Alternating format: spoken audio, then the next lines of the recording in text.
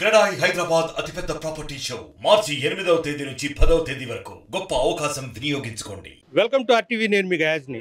మాజీ మంత్రివర్యులు పొంగూరు నారాయణ సతీమణి పొంగూరు రామాదేవి గారు గత 2 నెలల నుంచి అయితే నెల్లూరు సిటీలో ఒక తుఫానులా ఆమె తిరుగుతా ప్రచారం చేస్తున్నారు భర్త గెలుపు కోసం. ప్రస్తుతం ఆమె మనతో ఉన్నారుతో ఆమె మాట్లాడు. నమస్తే మేడం.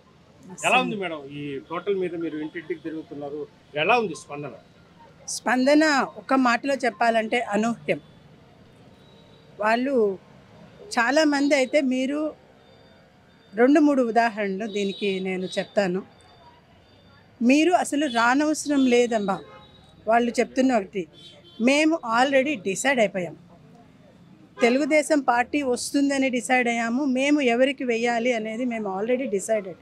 మీరు ఈరోజు వచ్చారు, మమ్మల్ని అడుగుతున్నారు, ఓటేయమని అడుగుతున్నారు. మీరు వచ్చినా రాకపోయినా, అడిగినా అడగకపోయినా మేము ఆల్రెడీ డిసైడ్ అయిపోయాం. తెలుగుదేశం పార్టీకే ఓటేయాలని, నారాయణ గారే గెలవాలని. ఇది ఈ గెలవటము ఓటు వేయటం అనేది కూడాను మీరు వచ్చి అడిగారు, మీకోసం కాదు, నారాయణ సార్ కోసం కాదు, మా కోసం మేము అనుకుంటున్నాం. మా కోసం మేము నారాయణ సార్ని గెలిపించుకోవాలనుకుంటున్నాం.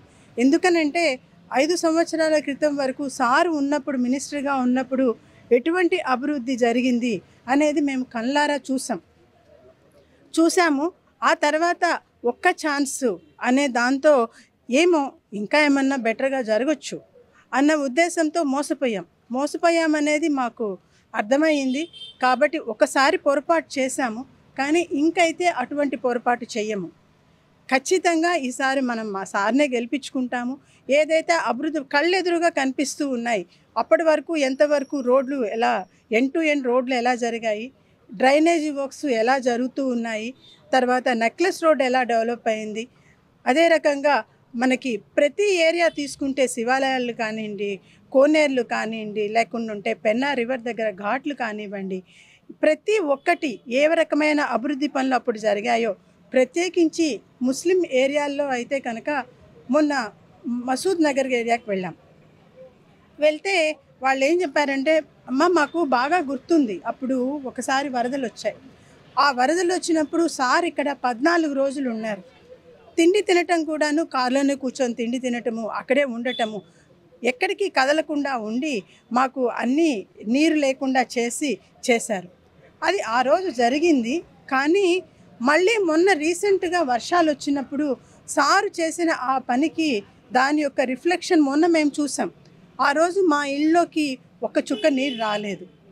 ఇది ఆ రోజు చేసింది తర్వాత జరిగినప్పుడు అది మాకు ఇంకా బాగా అర్థమైంది. ఆ రోజు సార్ ఉన్నారు, కష్టపడ్డారు, అదంతా క్లియర్ చేశారు, ఇదంతా మాకు అర్థమైంది. కానీ మొన్న వర్షం వచ్చినప్పుడు మా ఇంటికి ఒక చుక్క నీరు రాలేదు.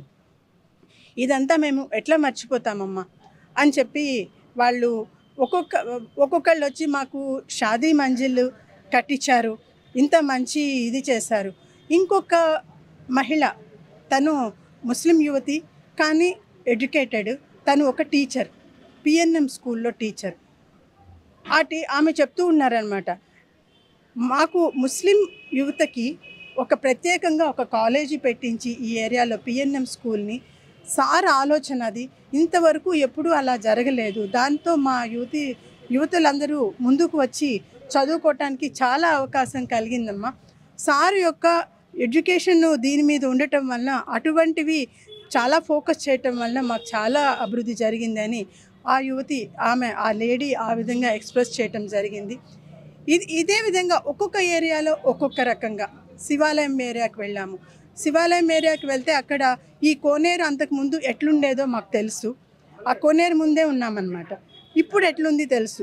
ఆ రోజు అవి ఏదో చెత్త నీళ్లు లాగా ఉండి, ఏదో డంపింగ్ యార్డ్ లాగా ఉండింది. ఈరోజు ఇది ఇంత క్లియర్గా ఉంది, మేము ఇక్కడ ఇంత బాగా ఉండగలుగుతున్నాము అంటే దానికి కారణం సారే అని. నెక్లెస్ రోడ్డు కూడా అదే రకంగా.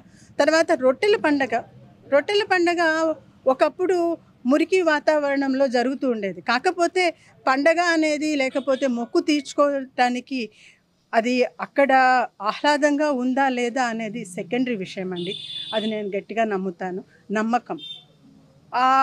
మనకు అక్కడికి వెళ్ళి ఆ రొట్టెల పండుగలో రొట్టె తీసుకున్నా మళ్ళీ మనము మన మొక్కు తీర్చుకున్న తర్వాత, మనకి జరిగిన తర్వాత మొక్కు తీర్చుకోవటం కానీ ఇదంతా కూడా ఒక నమ్మకము.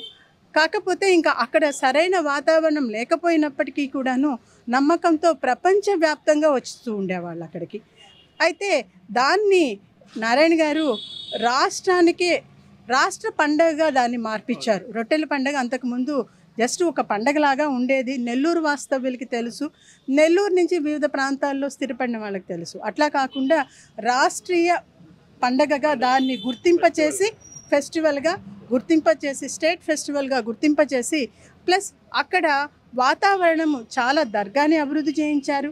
ప్లస్ రొట్టెలు పట్టుకోవటానికి చాలా ఫ్రెష్ వాటర్ ఉండేటట్టుగా క్లెన్జీనెస్ ఉండేటట్టుగా అక్కడికి వచ్చి చేయటం వలన ఒక ఆహ్లాదకరమైన దీనిలో జరగాలి తప్ప అక్కడి నుంచి మళ్ళీ ఏదో ఒక డిసీజెస్ వచ్చేటట్టుగా ఉండకూడదు అన్న ఆలోచనతో నీట్గా ఉండేటట్టుగా చేశారు. ఇలాంటి ఉదాహరణలు ఎన్నో. మేడం, ఇటీవల కాలంలో ఒక 1 month బ్యాక్ నారాయణ సార్ మీ ఇంటి మీద రైడ్ చేయడం జరిగింది. తాజాగా మళ్ళీ డాక్టర్స్, అదేవిధంగా టీడీపీ కార్యకర్తల మీద, నారాయణ సార్ అనుచరుల మీద, చివరికి మీ కుటుంబస్తులు, మీ అల్లుడు గారి మీద కూడా కేసు కట్టడానికి ఈ వెహికల్స్ మీద అసలు ఏం జరుగుతుంది? కక్ష సాధింపు చర్యలండి. ఒకటే సింపుల్ ఆన్సర్, కక్ష సాధింపు చర్యలు. భయపెట్టాలని చేస్తున్నారు కానీ భయపడేది లేదు.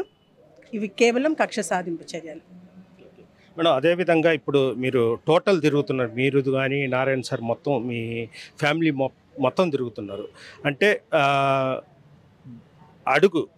అంటే బలహీన వర్గాల నుంచి ఎలాంటి స్పందన? అట్టడుగు ప్రజలు ప్రతి ఒక్కళ్ళ దగ్గర నుంచి అనూహ్యమైన స్పందన ఉండండి. అది అన్ని రకాల వర్గాల నుంచి మేము ఒకటే రకంగా చూస్తున్నాం. అంటే అది చిన్న చిన్న వ్యాపారస్తులు అయి ఉండొచ్చు, లేకపోతే చాలా మినిమం వేజెస్లో ఉండేవాళ్ళు అయి ఉండొచ్చు, తర్వాత వ్యాపారస్తులు అయి ఉండొచ్చు, పెద్ద పరిధిలో ఉన్న వాళ్ళు అయి ఉండొచ్చు. ఎవరి నుంచైనా కూడాను మనకి ఇప్పుడు ఉన్నదానికన్నా సార్ వస్తేనే ఖచ్చితంగా బెటర్గా ఉంటుంది, మన నెల్లూరుకి ఇంకా అభివృద్ధి జరుగుతుంది అనేది మాత్రం ప్రతి ఒక్కళ్ళు డిసైడ్ అయి ఉన్నారండి. సార్ ఏంటంటే కొన్ని ఏరియాస్ చూసినప్పుడండి మనుషుల మధ్య దోమలు ఉన్నట్టు లేవండి నెల్లూరులో. మరి ఈవినింగ్ 7-8 మధ్య కనుక కొన్ని ఏరియాస్కి వెళ్తే మనుషుల మధ్య కాదు దోమలు ఉండేది, దోమల మధ్యలో మనుషులు ఉంటున్నారు. ఆ రకంగా ఉంది. సో ఫస్ట్ ఏమో సారు ప్రతి ఒక్కరికి ప్రామిస్ చేస్తుంది కూడా ఏంటంటే మన తెలుగుదేశం పార్టీ వస్తుంది, నారాయణ గారు మళ్ళీ పదవిలోకి వస్తున్నారు, వచ్చిన తర్వాత చేయబోయేది నెల్లూరుని దోమలు లేని దోమల రహిత నగరంగా తీర్చిదిద్దాలి అనేది సార్ యొక్క ఇది. సార్ మీద ఆ నమ్మకము, సారు ఈ పని చేస్తాను అన్నారు కాబట్టి దాన్ని ఖచ్చితంగా జరుగుతుంది అనే నమ్మకం వారిలో కనిపిస్తాం. చివరిగా అంటే ఈ మధ్య కాలంలో వైసీపీ నుంచి వేమిరెడ్డి ప్రభాకర్ రెడ్డి కావచ్చు, అదేవిధంగా రూప్ కుమార్ కావచ్చు, వైసీపీలోంచి చాలా క్యాడరు టీడీపీలోకి వచ్చింది. టీడీపీ క్యాడర్లో ఉత్సాహం ఎలా ఉంది? మీరు ఎలా ముందుకెళ్తారు? దిగ్గునీయమైందండి, డబల్ అయింది. ఎందుకంటే వీరందరికీ మంచి మనసున్న వ్యక్తి అని విపిఆర్ గారికి కానీ ప్రశాంత్కి కానీ అందరికీ మంచి పేరు ఉన్నది. అలాంటి వాళ్ళు వచ్చి ఇంకా టీడీపీలో వచ్చి జాయిన్ అవటం వలన మాకుండే శక్తి ఇంకా డబల్ అయ్యి, ఉత్సాహం ఇంకా డబల్ అయ్యి అందరం కలిసి ముందుకు సాగుతున్నామండి. అదే రకంగా జనసేనతో కలిసి ముందుకు ప్రయాణం చేస్తున్నాము. సో కాబట్టి ప్రతి ఒక్కళ్ళ సహకారాలతో ముందుకు వెళ్ళటం జరుగుతూ ఉంది. ఇది పరిస్థితి. నెల్లూరు నగరంలోని అట్టడుగు ప్రాంతాల్లో కూడా వెళ్ళడం జరిగింది. అక్కడ ప్రజలు పేదలు దోమల మధ్య జీవనం సాగిస్తున్నారు. అలాంటి ప్రాంతాన్ని కూడా తీర్చిదిద్దుతామని కూడా నారాయణ సారు హామీ ఇవ్వడం జరిగింది. ఖచ్చితంగా రాష్ట్రంలో మళ్ళీ చంద్రబాబు నాయుడు సీఎం అవుతాడు, నెల్లూరు సిటీలో ఎమ్మెల్యేగా మళ్ళీ నారాయణ సార్ గెలుస్తారని కూడా రమాదేవి గారు చెప్తున్నారు. వీడియో జర్నలిస్ట్ ప్రదీప్తో గయాజ్, ఆర్టీవీ నెల్లూరు నుంచి. మరిన్ని వీడియోస్ కోసం ఛానల్ ని సబ్స్క్రైబ్ చేయండి, లేటెస్ట్ అప్డేట్స్ కోసం వాట్సాప్ ఛానల్ ని ఫాలో చేయండి అండ్ లింక్ డిస్క్రిప్షన్ లో ఉంది.